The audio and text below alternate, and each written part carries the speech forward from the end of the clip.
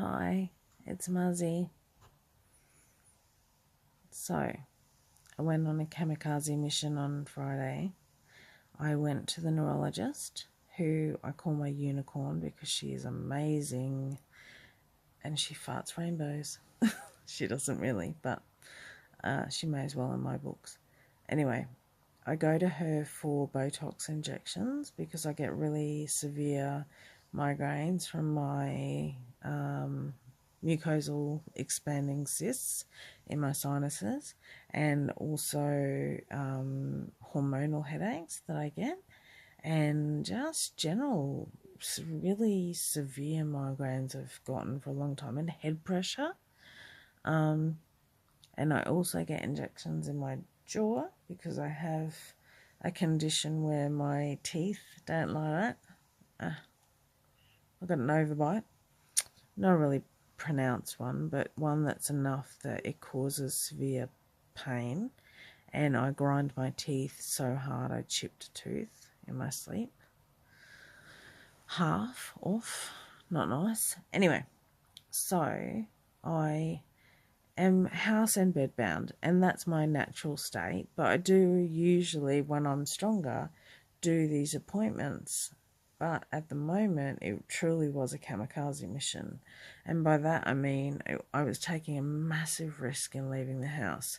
But I decided, because it had been a couple of extra months since my last appointment, that I really needed to go, because I thought if I could take the edge off with the migraines, that would make a massive difference to my ability to tolerate pain. So I prepped as much as I could the night before. I didn't get to sleep though until 6 o'clock in the morning. Mum woke me at 1, and then my sister came.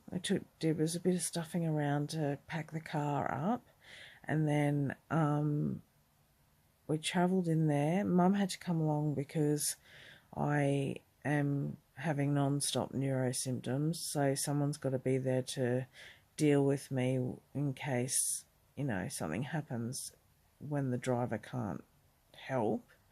And then we saw my unicorn neurologist. She's amazing. And yeah, I got so sick. Really, really, really sick. And I don't usually get sick from these injections. And I don't actually think they're from the injections. It just was the timing.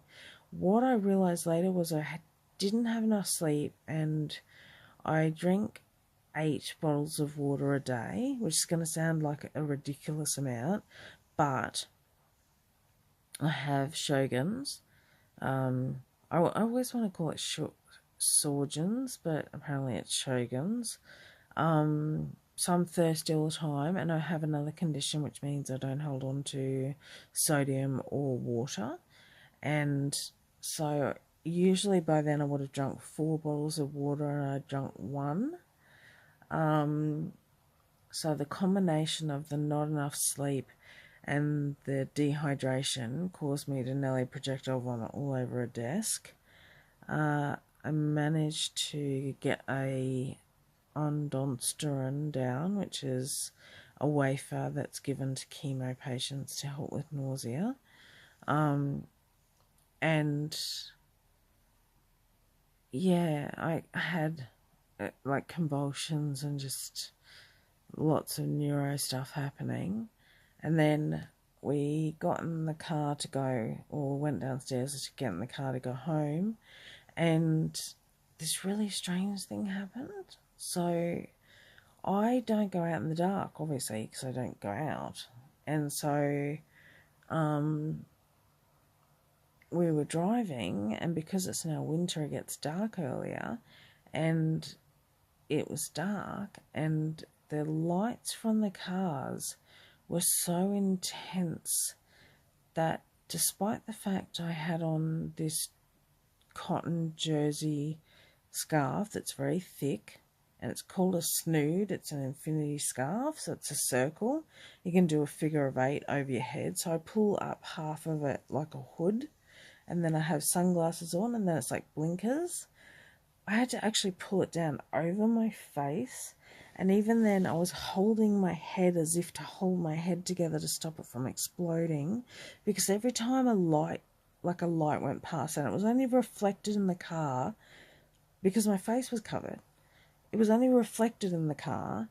I felt like I was being punched in the head, physically, like it felt the hit of being hit by the light. Just say inflammation was so over the top.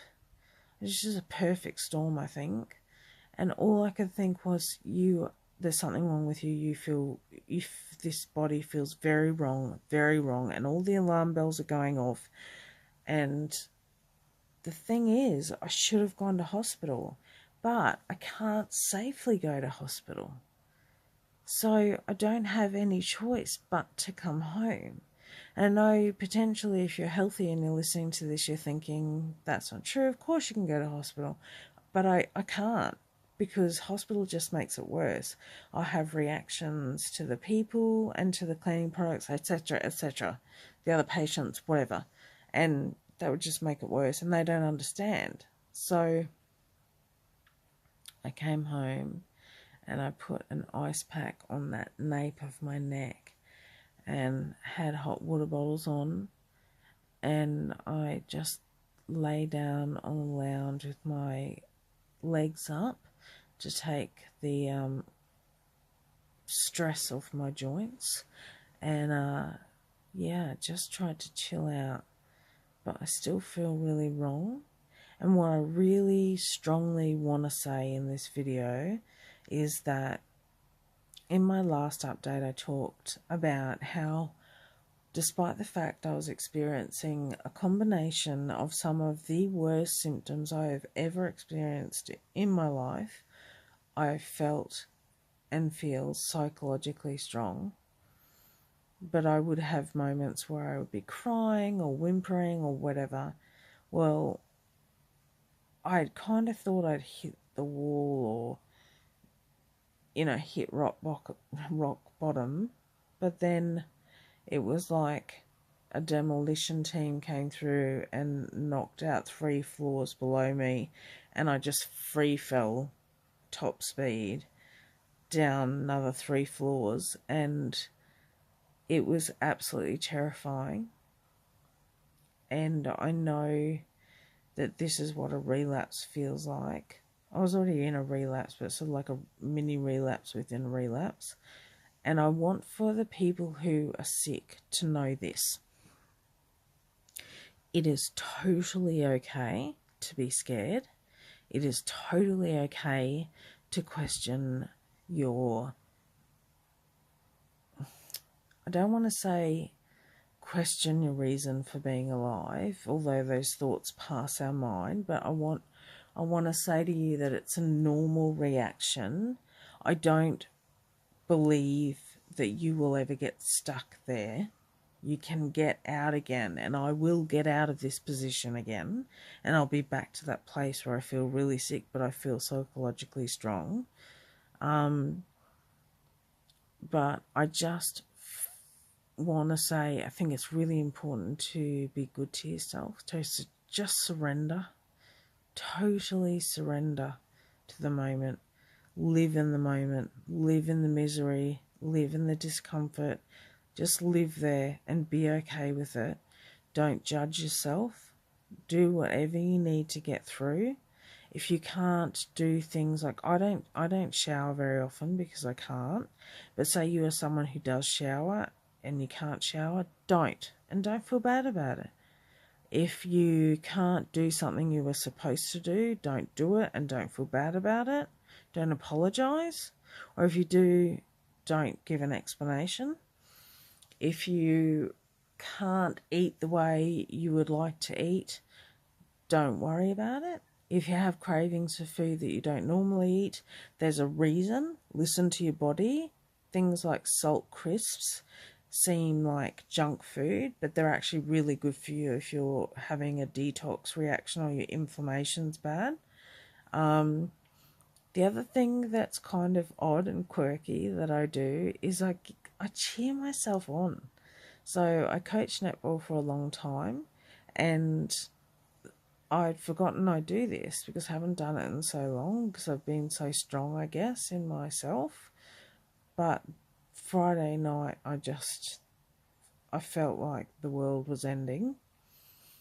And I found myself talking to myself, saying, it's okay, Amara, you can do this. Marzi, you're really strong. You've got this.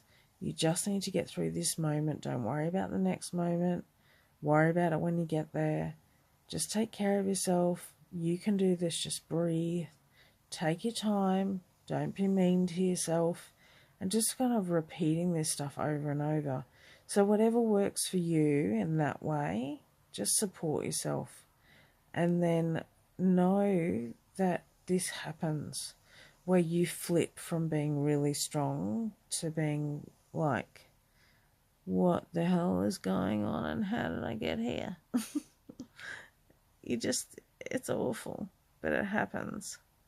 So, Kamikaze mission achieved, except I survived, just. And yeah, I am glad I went and saw my neurologist, Dr. Unicorn, because she's amazing. So yeah, I will do an update video to let you know my suggestions on how to deal with the fallout of this type of reaction and this type of relapse, because there's stuff you can do to self-soothe that's really important. And if I can help you, I'd love to do that. And it helps me, honestly. If I can help anyone, it makes me feel better. So yeah. Alright, well, this is the best, shortest version I've done. I hope, yeah, you stuck with me, because I tried so hard to make it lively and concise. Alright, love, light, blessings, and gratitude. Bye. See ya.